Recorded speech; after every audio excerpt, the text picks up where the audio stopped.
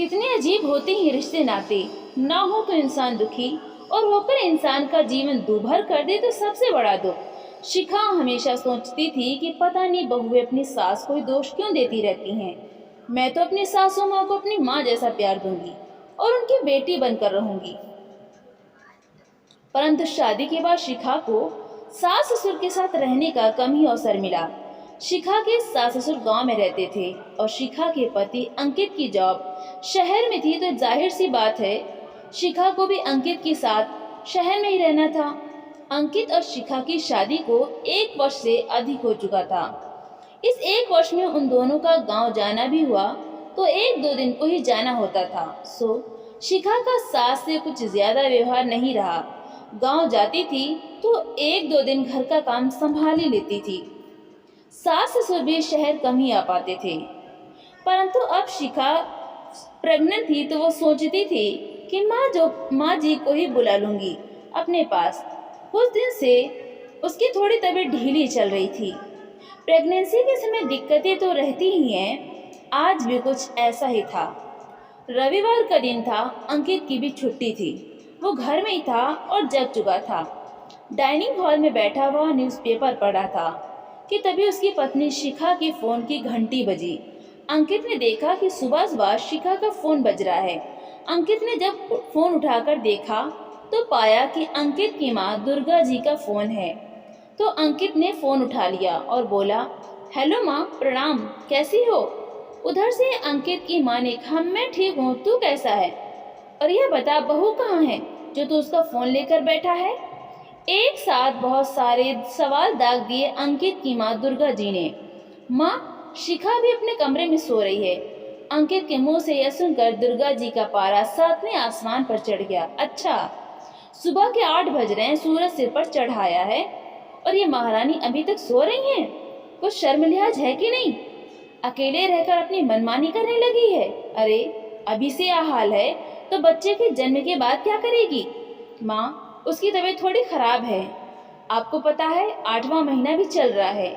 रात भर घबराहट हो रही थी उसे, तो नींद नहीं आई, इसीलिए अभी कमरे में आराम कर रही है। अरे रहने दे, यह सब तो काम ना करने के बहाने हैं। हमने भी बच्चे पैदा किए हैं, पर कभी मजाल है कि काम से जी चुराया हो? लगता है मुझे ही आना पड़ेगा डिलीवरी के बाद बच्चे को संभालने।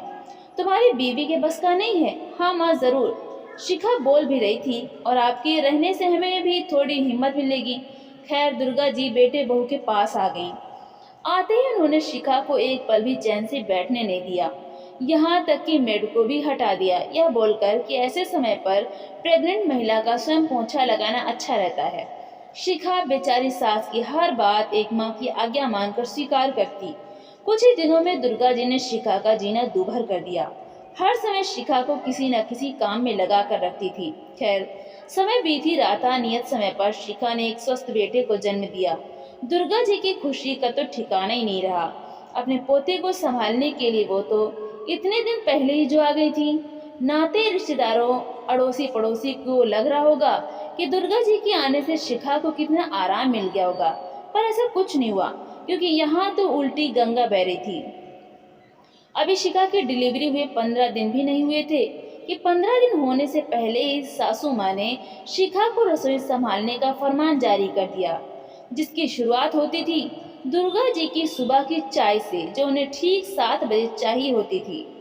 उसके बाद नाश्ता और दोपहर के खाने से लेकर रात के खाने तक सब काम शिखा के जिम्मे आ गए, क्योंकि दुर्गा जी को नौकर के हाथ का खाना पसंद नहीं आता था। उस पर से बच्चे का पूरा काम। दुर्गा जी का मानना था कि जितना माँ बच्चे को छुएगी उतना ही उसकी बॉन्डिंग बढ़ेगी, इसीलिए बच्चे का मसाज करना, नैपी बदलना, नहलाना इत्यादि काम भी शिखा के ही जिम्मे थे। दुर्गा जी बस अपने पोते को लेकर बैठी रहती थी। डिलीवरी के बाद बिल्कुल भी आराम न मिलने और काम की अधिकता के चलते धीरे धीरे शिखा की तबीयत बिगड़ने लगी, क्योंकि बच्चा पैदा होने के बाद पौष्टिक खाना और आराम मिलना तो दूर, यहाँ तो शिखा को ही सासू माँ की सेवा करनी पड़ रही थी। और एक दिन जब शिखा ने सासू माँ को फोन पर अपनी बहन से कहते सुना, अरे बहन, तुझे क्या बताऊं, मेरी बहू तो बहुत ही कामचोर निकम्मी है। मैं तो बच्चे और घर को संभालते संभालते थक जाती हूँ। इसे कुछ नहीं पता बच्चे की परवरिश के विषय में, पता नहीं इसकी माँ ने कुछ सिखाया भी है या नहीं। उस दिन शिखा के सब्र का बांध टूट गया। शाम को अंकित के ऑफिस से आने के बाद शिखा ने उससे कहा, अंकित, मुझे लगता है अब माँ जी को गाँव वापस चले जाना चाहिए। वह गाँव में बाबूजी भी अकेले परेशान हो रहे होंगे। तभी माँ बोली, अरे अंकित, मैं चली जाऊंगी तो तुम्हारे बच्चे को कौन संभालेगा? और शिखा, तुम्हें तो कुछ आता नहीं है।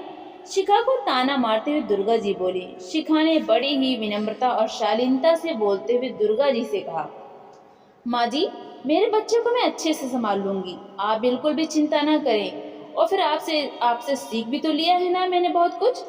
बाकी कुछ परेशानी हुई तो आपसे फ़ोन पर पूछ लिया करूंगी। माँ जी, हमारे लिए आप पहले ही बहुत तकलीफ उठा चुकी हैं। बेटा भी बोला, माँ, कल ही मैं आपकी टिकट करवा देता हूँ। बहुत कर ली आपने अपने पोते और बहू की सेवा।